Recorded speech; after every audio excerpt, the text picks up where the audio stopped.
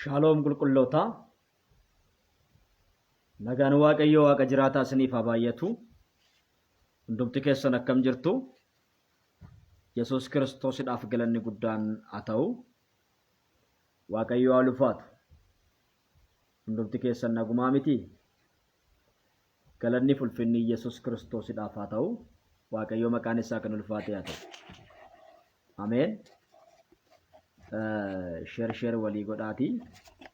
Walii wajjin sagalee waaqayyoodhaa ilaallaa. Yesuusidhaaf galanni guddaan haa ta'u. Mata duree jaalalli jibba namatti fida jedhu walii wajjiniin ilaallaa. Jaalalli akkamitti jibba namatti fida? Jaalalli akkamitti jibba namatti fida? Kanaaf kun akka gaafiidha. Yesuus Kiristoosidhaaf galanni guddaan haa ta'u. Yoo laallee kan deebii isaa argannu waan ta'eef mata duree jaalalli jibba namatti fida jedhu walii wajjin laallaa. Kanaaf sheer walii godhaayi. Yesuus Kiristoosidhaaf galanni guddaan haa ta'u. Waaqayyoo nu barsiisa waan ta'eef hin baranna. Yesuusidhaaf galanni guddaan haa ta'u. Jaalalli jibba sitti fida. Jaalalli jibba sitti fida. Akkamitti walii wajjin laallaa. Yesuusidhaaf galanni guddaan haa ta'u. Jaalalli jibba namatti fida. Sagaleen koo dhaga'amuusaa naaf himaayi. Yesuusidhaaf galanni guddaan haa ta'u.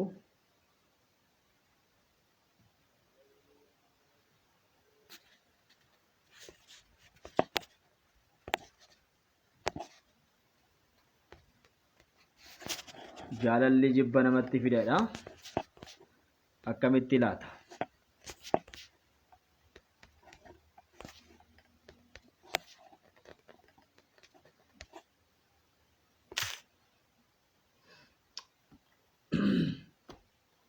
Haleluuyaa. Yesuus Kiristoosidhaaf galanni guddaan haa ta'u. Macaafa qulqulluurraa kan walii wajjiniin ilaallu. Waaqayyo karaa dubbii isaa waan nutti haasa'u, waan nutti dubbatu qaba. Nutti haasa'a, nutti dubbata, nu gorsa, nu barsiisa. Barsiisaa amanamaa qabna. Ameen. Gorsaa amanamaa qabna. Isaaf galanni guddaan haa ta'u. Haleluuyaa. Mata duree jaalalli jibba namatti fida. Yesuus Kiristoosidhaaf galanni guddaan haa ta'u. Jaalatamuun jibba namatti fida. Akkamitti yaa nama waaqayyoo jechuu dandeessu? Akkaataa isaa immoo walii wajjin laalla jechuudha sagalee waaqayyoo irraa. Yesuusidhaaf galanni guddaan haa ta'u. Nu barsiisa waaqayyoo. Sheer godhaayi namoonni irra jirtanii. Yesuusidhaaf galanni guddaan haa ta'u. Sheer godhaatii wal laqqabsiisa.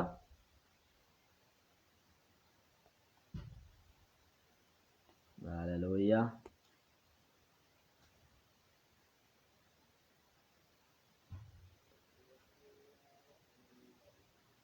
Obboloonni dhuftan waaqayyoo isin haa eebbisu. Baga nagaan dhuftanii. Guddaas isin jaaladha, guddaas isin kabaja. Gooftaan isin haa eebbisu. Ayyaanni waaqayyoo lafa jirtanitti isiniif haa baay'atu. Gooftaan bara keessan haa eebbisu.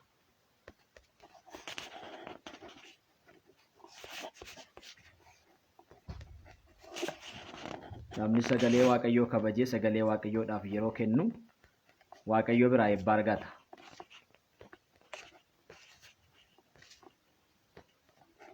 Isa dursuu qabu dursee waan ta'eef, isa kabajuu qabu kabajee waan ta'eef, isa ulfeessuu qabu ulfeesseera waan ta'eef.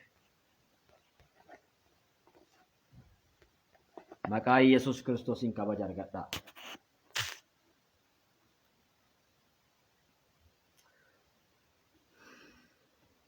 Sagaleen ni dhaga'ama.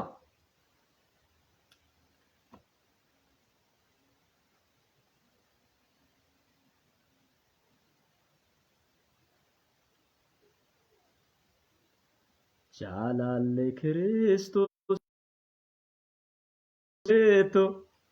gubeeto Tonawada, gube tonawada. Akani nagudu, bekendu batadu. Kansa kunawada, kansa kunawada. Yesus idaf galanni guddan. Bararakina, najalanam bararakina. Yerraanfachuu dadhabee kan Yesuus kana. Yesuusidhaaf galanni guddaan haa ta'u. Seera uumamaa boqonnaa 37 lakkoofsa 3 irraa kaasnee walii wajjin in ilaalla.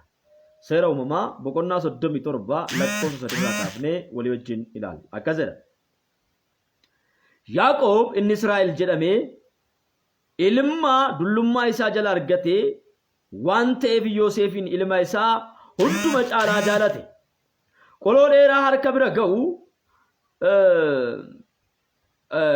qoloo dheeraa harka qabu in hojjechiiseef. Obboloonni isaa garuu abbaan isaanii obboloota isaa hunduma caalatti isa jaalate yommuu argan akka inni isa jaalate yommuu argan isa hin jibban nagaas isatti dubbachuu hin dandeenye. Yesus Kiristoosidhaaf galanni guddaan haa ta'u. Ameen ameen. Kutaa kana keessatti Yoosef abbaa isaatiin gaafa jaalatamu Yoosef abbaadhaan jaalatame abbaan isaa Yoosefin yoo jaalatu jaalala abbaan Yoosef jaalaterraa kan ka'e obboloon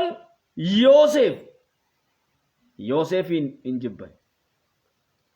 Yoosef kan jibbameef waan jaalatameefidha. Yesus Kiristoosidhaaf galanni guddaan haa ta'u. Ameen ameen. Yoosef kan jibbameef waan jaalatameefidha. Eenyudhaan? Abbaa isaatiin waan jaalatameef.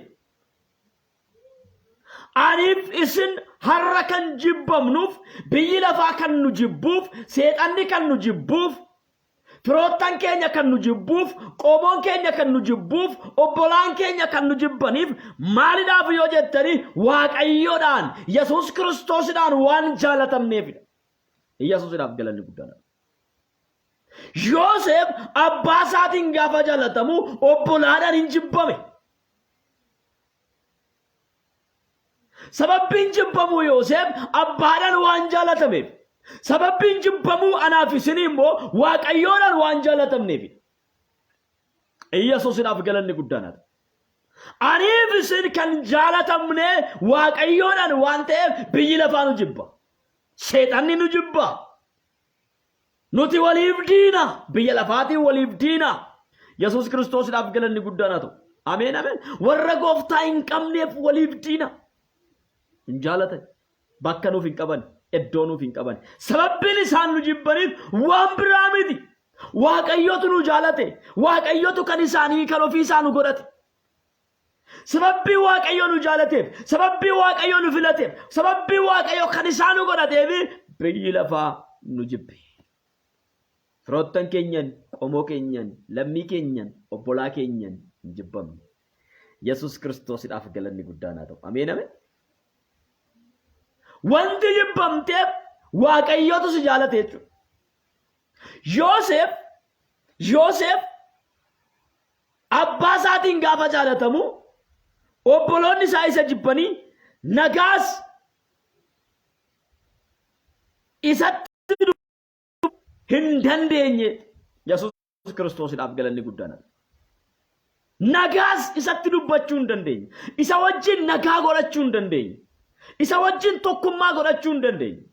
Sababbiin isaanii isaan isa jibbaniif abbaa isaatiin Yoosef waan jaalatameefidha. Haleluuyaa. Yesus Kiristoosidhaaf galanni guddaan. Yoosef abbaadhaan waan jaalatameef obbolootaan ni jibbame. Obboloonni nagaa isa dhoowwatanii hamma of gidduudhaa isa baasanitti, hamma ofirraa isa ari'anitti, hamma geessanii mana Phooxifaaratti gurguratanitti obboleessa isaanii hin jibban. Hamma murtii du'aa irratti murteessanitti obboleessa isaanii jibban. Yesus Kiristoosidhaaf galanni guddaan haa ta'u. Ameen. Firaan kan jibbamte, obboleessa keen kan jibbamte, haadha keen kan jibbamte waan kamiinuu kan jibbamte biyya lafaa kanaan kan jibbamte dhaga'i waaqayyotu si jaalate waaqayyo waan si jaalateef jibbamte sababbiin biyyi lafaa nu jibbuuf Kiristoos Iyesuus waan nu jaalateef Iyesuus Kiristoosidhaaf galanni guddaan haa ta'u haleluuyaa waaqayyoon gaafa jaalatamtu biyya lafaatiin immoo hin jibbamta waaqayyo gaafa si jaalatu inni kun si jibba Iyesuus Kiristoosidhaaf galanni guddaan Yoosef kan inni jibbame sababbii abbaa isaatiin jaalatameefidha nagaa isa dhoowwatan nagaa wajjin dubbachuu didan in jibban caalchisanii isa jibban Iyesuus Kiristoosidhaaf galanni guddaan haa ta'u ameen ameen ameen ameen haleluuyaa ameen in jibban wangeela Yohaannis 15:18 irratti akkas jedha Yesuusitti dabalee biyya lafaa yoo isin jibbe ana dura biyyi lafaa yoo isin jibbe isin dura akkana jibbe beekaa Iyesuusidhaaf galanni guddaan haa ta'u ameen ameen biyyi lafaa yoo kasin jibbu ta'e biyya lafaadhaan jibbamaa jirta yoo ta'e biyyi lafaa kuni isin dura anaan jibbeeraa jedhe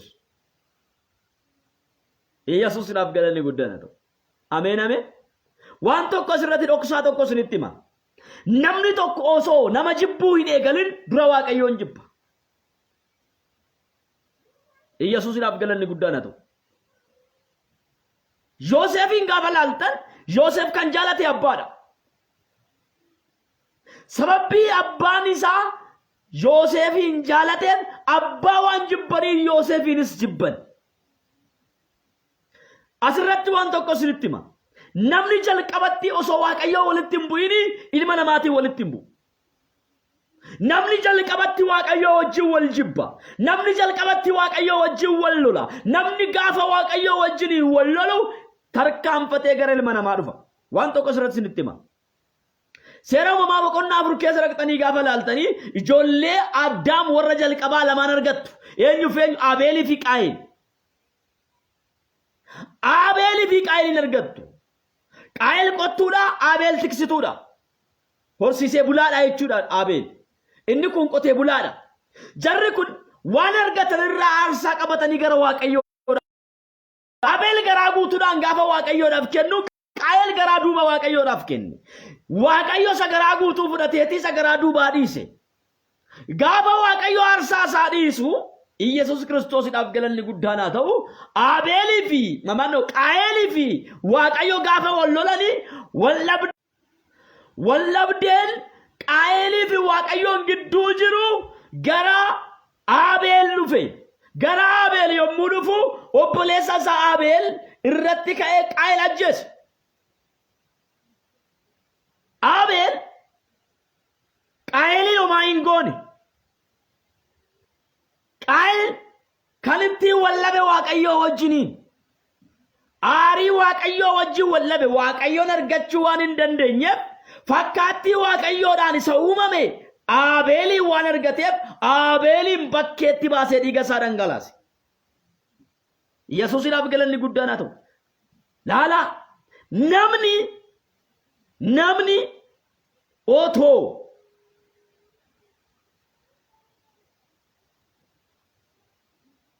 waaqayyoo wajjin waliin dhabin ilma namaa wajjin waliin dhabu wallabdeen inni jalqabaa waaqayyoo wajjiniin ta'a itti aanee gara ilma namaa dhufa jechuudha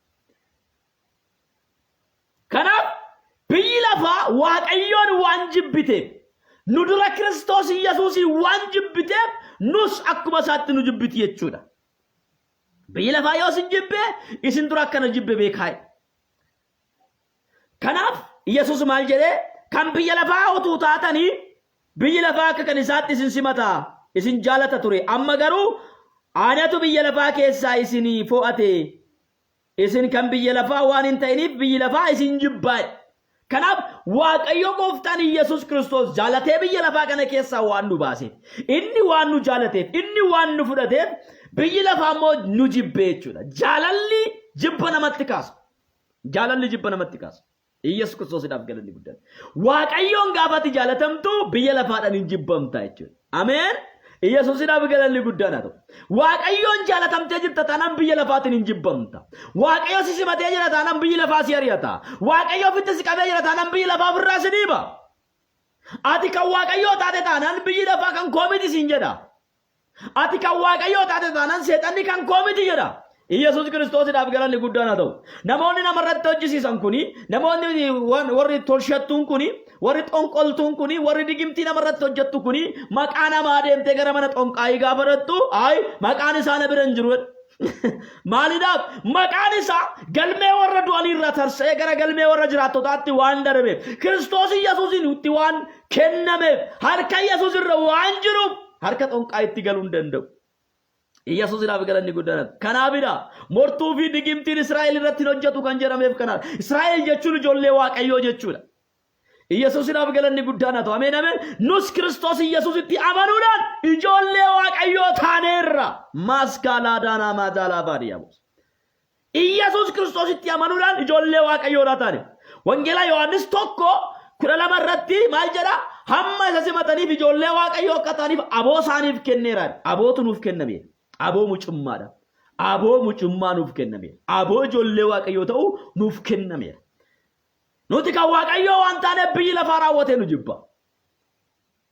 Biyya lafaa wajjin tokkummaa hin qabnu. Biyya lafaa wajjin jaalala hin qabnu. Biyya lafaa wajjin jaalala qabda yoo ta'e, biyyi lafaa si jaalataa jira yoo ta'e, Waaqayyoo biratti jibbamaa akka taate beeki. Biyya lafaa wajjin walitti hidhiinsa qabda yoo ta'e, biyya lafaa wajjin tokkummaa qabda yoo ta'e, biyya lafaa wajjin deemaa jirta yoo ta'e, Waaqayyo irraa akka adda baate bari. Kana dhugaan sitti maal? Yesuusiidhaaf galanni guddaan haa ta'u.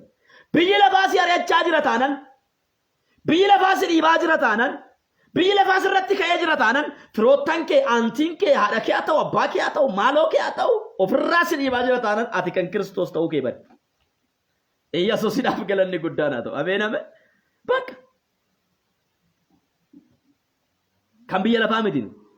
Yoosef kan inni jibbameef abbaadhaan waan jaallatameef. Yesuusiidhaaf galanni guddaan. Ameen ameen. Achumas hin deebisa iddoo kutaa Yoosef sanarras hin deebisa. Seera uumamaa boqonnaa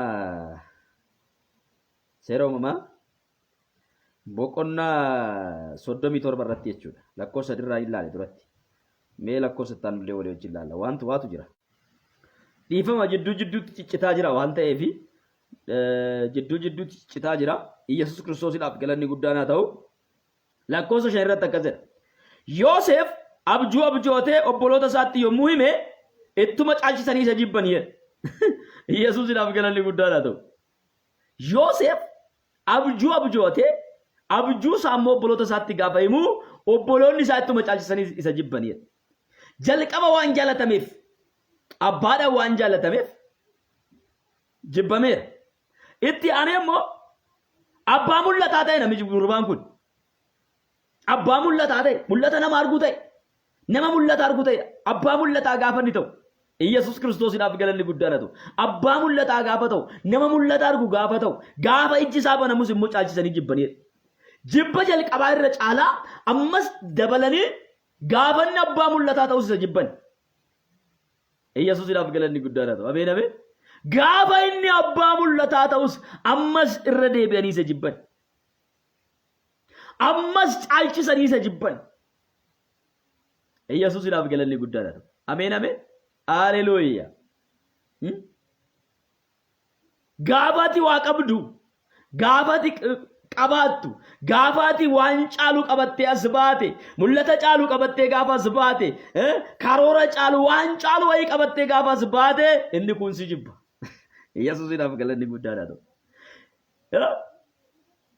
Gaafati mul'ata qabaattu, gaafati mul'ata fudhattu, gaafati mul'ata qabaattee mul'ata keetiin as baatu, inni mul'ata hin qabne si jibba.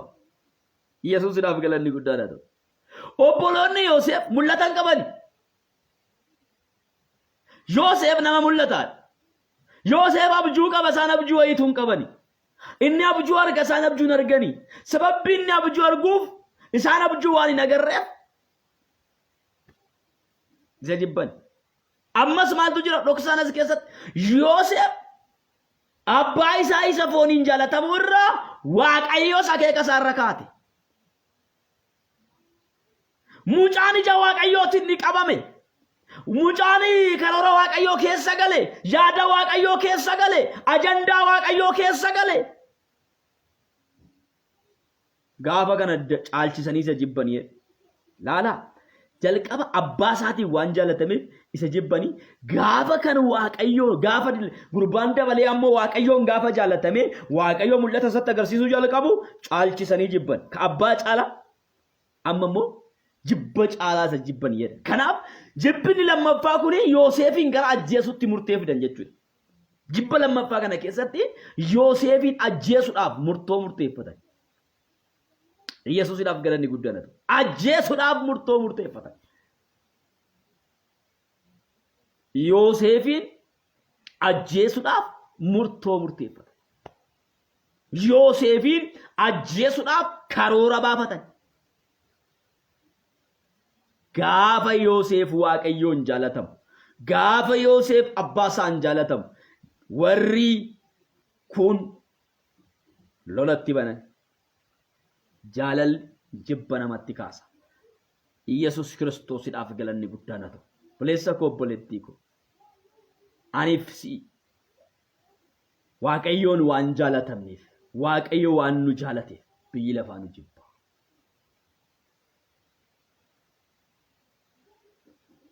Amma anatu sin jaalate. Anatu biyya lafaa keessaa sin baafatedha Kiristoos. Kanaaf biyyi lafaa sin jibbaa'e. Yesus Kiristoosidhaaf galanni guddaan haa ta'u. Ameen ameen. Kanaaf biyyi lafaa kan nu jibbu. Kanaaf biyyi lafaa kan nu ari'atu. Kanaaf biyyi lafaa kan nu dhiibu. Kiristoos Yesuusii waan jaalatamneef.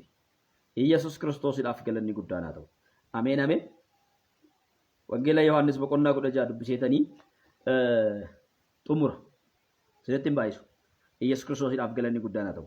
Ijoo dubbii bichaa akkasiin qabattan nan barbaada. Jaalalli jibba namatti kaasa.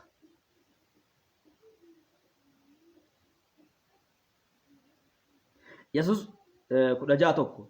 Yesus itti fufee ani kana hundumaa karaa irraa akka isin hin gufanneefan isinitti hime. Manneen sagadaa isaanii keessaa isin baasuu caalaalumatti iyyuu yeroon itti isin ajjeesan hin dhufa. Namni yoo isin ajjeese Waaqayyoof waan hojjetu isatti fakkaata. Isaan abbaa yookiis ana waan hin beekneefi kana hundumaayyuu hin godhu. Yesuusidhaaf galanni guddaan haa ta'u. Ameen ameen ameen. Isaan Waaqayyoon yookaanis abbaa waan hin beekneef kana hundumaa hin godhu. Namni tokko nama tokko irratti ka'ee isa jibbee yoo isa ajjeesu Waaqayyoo waan hojjetetti fakkaata. Waan Waaqayyoof hojii hojjetetti fakkaata. Garuu hin beeku. Waaqayyoo waan hin beekneef. Anas Waaqayyoonis waan hin beekneef tarkaanfii akka kanaa fudhatudha. Biyyi lafaa jechuun warra Waaqayyoon hin beeknedha. Warri Waaqayyoon hin beekne yommuu si jibban, warri Waaqayyoon hin beekne yommuu sirratti ka'an, fira kee ta'uu danda'a, antii kee ta'uu danda'a, gosa kee ta'uu danda'a, qomoo kee ta'uu danda'a, whatever, kamuu haa ta'u, si jibban. Kan isaan si jibbaniif Waaqayyoo waan hin beekneefidha. Osoo Waaqayyoon hin beekaniis hin jibban.